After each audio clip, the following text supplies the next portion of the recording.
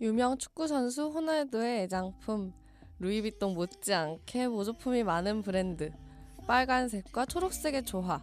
혹시 생각나시는 브랜드가 있나요?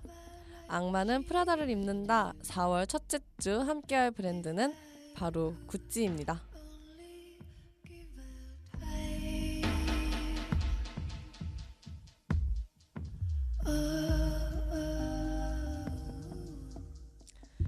옛날에 이탈리아 피렌체에 형제들 사이에서 싸움이 끊이질 않는 한 가문이 있었습니다.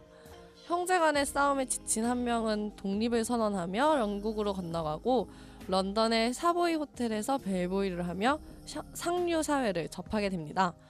매번 귀족들이 넘기는 가죽 트렁크를 관리하며 점차 가죽에 관심을 갖게 된 이 벨보이는 종국엔 오로지 가죽 제품에 대해서만 생각하는 지경에 이르게 되는데요. 거기에 더해 매번 귀족들이 애용하는 고급 제품들을 관찰하다 보니 자연스레 안목이 생긴 벨보이는 결국 다시 자신의 고향으로 돌아가 가죽에 대해 본격적으로 공부를 하기 시작하고 1906년 피렌체에 작은 마구상을 열게 됩니다. 네, 바로 구찌의 창시자 구찌오 구찌에 대한 이야기예요.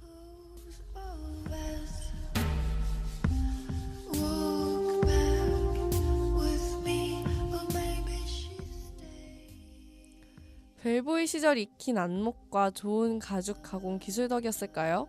승마용 가죽 제품을 만들었던 구찌는 입소문을 타고 귀족들 사이에서 입지를 찾아갑니다. 그러던 중 귀족들 사이에는 더 이상 승마가 아닌 자전거가 유행을 하게 되는데요. 이에 구찌는 1921년 자신의 고향인 피렌체에 구찌라는 이름의 작은 가방 가게를 오픈합니다.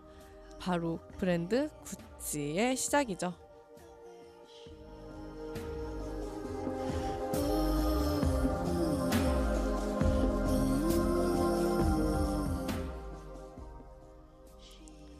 사보이 호텔에서 벨보이로 일하던 시절 수없이 접했던 귀족들이기에 구찌는 귀족들의 취향을 완벽하게 꿰뚫고 있었고 덕택에 그는 그들이 딱 원하는 스타일의 제품들을 선보이며 점점 입소문을 타기 시작해요. 이렇게 사업은 점점 번창하여 1938년에는 부티크를 로마로 확장 오픈하였고 이곳은 명실상부한 이탈리아의 새로운 쇼핑 명소로 부상합니다.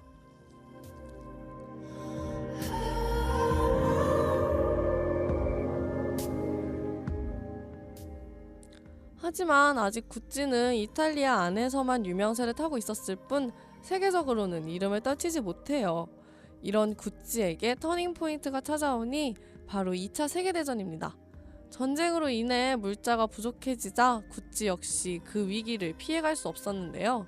다른 가죽 제품 가게들이 문을 닫고 있던 이때 구찌는 돌파구를 찾아냅니다. 바로 대나무의 소재화예요. 그나저나 제가 해외 브랜드를 소개할 때마다 이 2차 세계대전의 이야기는 빠지지 않고 등장을 하고 있는 것 같은데요. 아무래도 유럽 전역을 강타했던 전쟁이다 보니 정치, 경제, 사회, 문화뿐만 아니라 이렇게 패션에도 직간접적인 영향이 오는 것 같아요. 다시 이야기로 돌아와서 그는 직선의 대나무에 열 처리를 가해 곡선으로 만들어 가방의 한 소재로 이용하기 시작해요.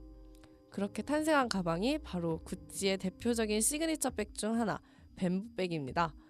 이후 이 가방은 그레이스 켈리나 엘리자베스 테일러와 같은 당대 최고의 스타들의 사랑을 받으며 인지도를 점점 쌓고 이 외에도 다이아몬드 패턴의 캔버스 다이아몬드, 말 안장에서 영감을 얻어 탄생한 홀스빗 장식, 초록색과 빨간색 줄무늬로 된 가죽끈 등 구찌를 대표할 수 있는 상징적인 아이템들과 함께 세계적인 브랜드로 성장하게 됩니다.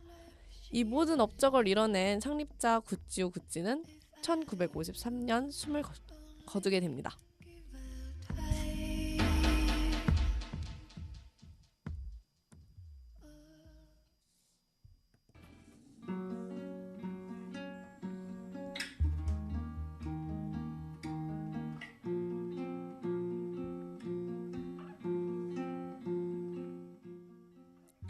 구찌가 죽은 후 구찌의 가족들이 브랜드를 운영해가기 시작하는데요.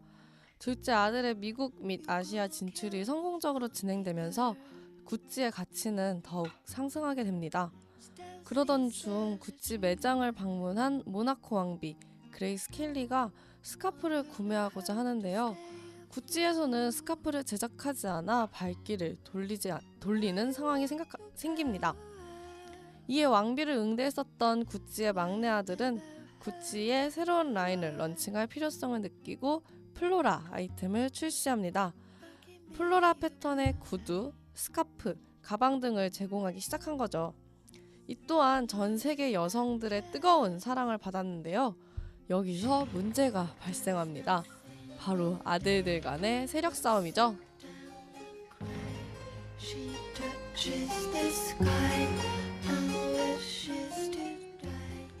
특히 둘째 아들 알도의 막내 로돌포에 대한 견제가 심했는데요.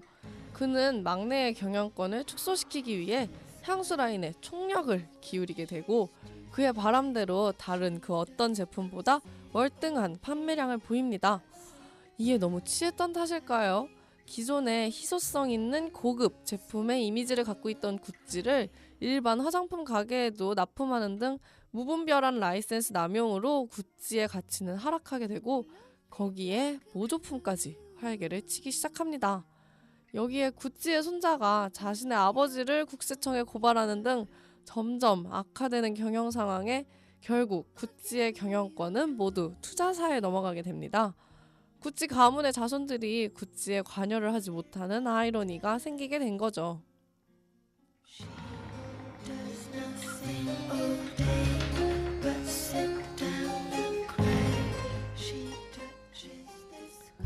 바닥까지 추락한 구찌의 명성은 미국 지사장 도메니코 드 솔레와 수석 디자이너 톰 포드에 의해 회생되기 시작합니다. 톰 포드는 젊은 층을 공략해 구찌를 고급스러우면서도 섹시하고 도발적인 이미지로 탈바꿈시키지요. 이후 백화점을 운영하는 PPR 그룹과 제휴를 맺고 점점 더 성장하게 됩니다. 이들은 지난 루이비통 편에서 언급됐었죠. LVMH 그룹의 인수 시도도 굳건히 지켜내며 구찌를 최고의 브랜드로 다시 성장시킵니다. 그리고 현재는 디자이너 프리다 지아니니에 의해 현대적으로 재탄생되며 그 명성을 이어가고 있어요.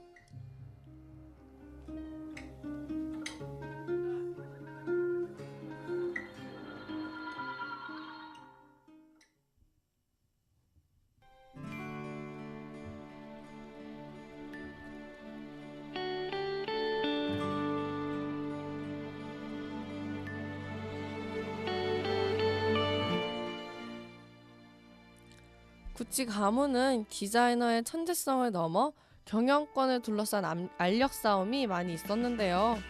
이런 상황을 보면서 단순히 제품을 잘 뽑아내는 것뿐만 아니라 그를 뒷받침해줄 경영 능력이 중요하구나를 느끼게 되네요. 오늘 준비한 내용은 여기까지입니다. 이상 제작 진행의 박소민, 기술의 이상하였습니다. 다음 주에 만나요. 안녕.